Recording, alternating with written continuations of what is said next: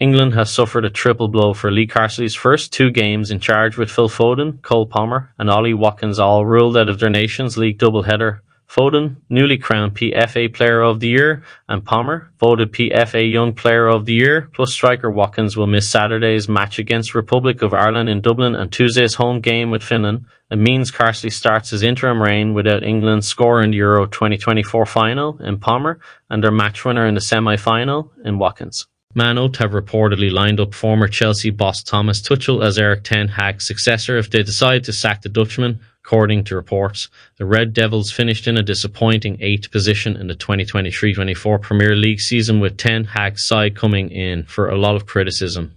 Man Utd are likely to pursue Thomas Tuchel if they do choose to make a managerial change, with many of last season's problems are still evident. It is claimed that Tuchel would not come alone, as he has asked the Man Utd hierarchy for one new signing in the January transfer window if he takes over Barcelona centre-back Ronald Araujo, who has been linked with Man Utd in the past.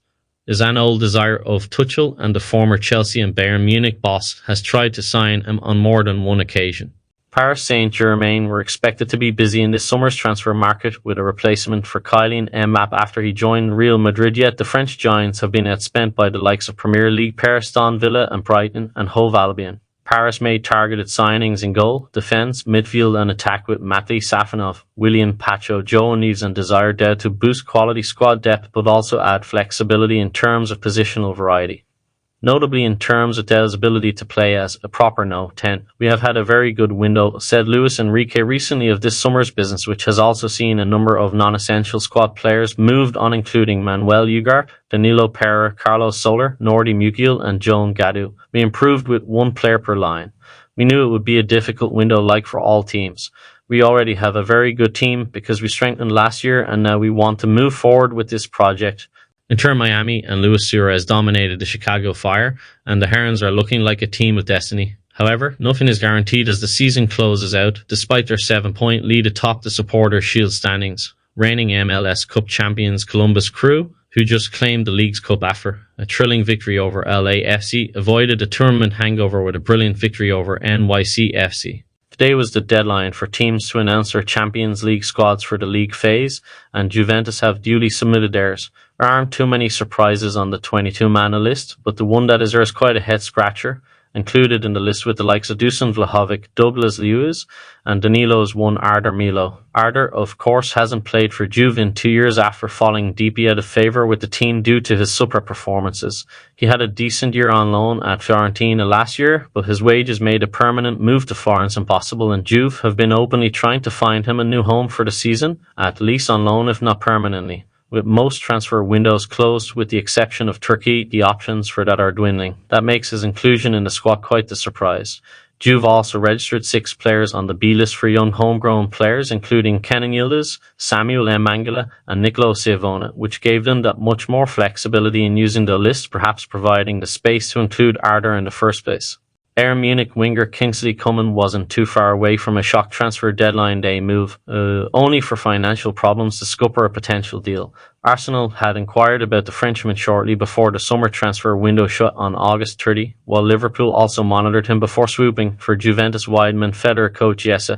The Gunners were reportedly offered the chance to sign Coman, but balked at his rumoured £42 million price tag. Barcelona got in contact with Bayern over the winger's availability. Former Bayern boss Hansi Flick is an admirer of the former Paris Saint-Germain youngster, and after failing to land Athletic Bilbao star Nico Williams, Coman could have been a good alternative. None of these deals came off on deadline day due to Barcelona's salary limit woes. Xavi is steadily advancing in his recovery from the knee injury he had sustained. The young Barcelona midfielder has been working hard on a specific rehabilitation plan, and all signs indicate that his return is on the right path. Xavi has been training separately from his teammates at Camp Tito Villanova, located at the Ciutat Esportiva Joan Gamper. Even though he is not yet training with the rest of the squad, his return is getting closer. In the 2-0 win over Freiburg, Thomas Muller made history when he stepped onto the pitch in the 59th minute. Muller broke Sepp Mayer's 45-year-old record by registering his 710th cap for Bayern Munich. In a post-game interview with Martin Volkmar, Muller said, "I can only repeat what Uli Hoeneß has often said. The greatest is simply Gerd Muller. Without him, the club might not even exist in this form right now." Barcelona president Joan Laporta has on Tuesday provided an insight into just how close the club are to reaching the required financial footing to align with the one rule. Speaking to the media, the one rule was put to the aforementioned Joan Laporta once more, and Barca's president was fully transparent in his response, explaining that we're €60 million away from one. There are many ways to achieve it, and we hope to reach it in October.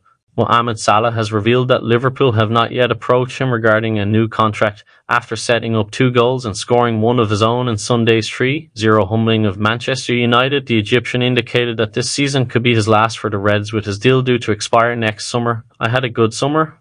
I had a long time to stay with myself and think positive. As you know, it's my last year in the club, he told Sky Sports. Nobody in the club has talked to me yet about contracts, so okay, I'll play my last season and we'll see at the end of the season. It's not up to me. Arne Slot refrained from discussing Salah's contract situation in his post-match press conference, but insisted, at this moment, Salah is one of ours and I am really happy with him being one of ours. You played really well, but I don't talk about contracts. FC Barcelona is still dealing with financial issues and the chaotic management style of club president Joan Laporta, in addition to a truly devastating string of injuries to their top prospects. Gavi is still not back after a truly nasty injury. Ansu Fati does not look the same since his series of injuries. Ronald Araujo went down during Copa America. Frankie John's injury has mysteriously kept him out far longer than far expected. Andreas Christensen is also out for a couple of months. Mark Bernal, another teenage sensation, went down to another terrible injury in the last match.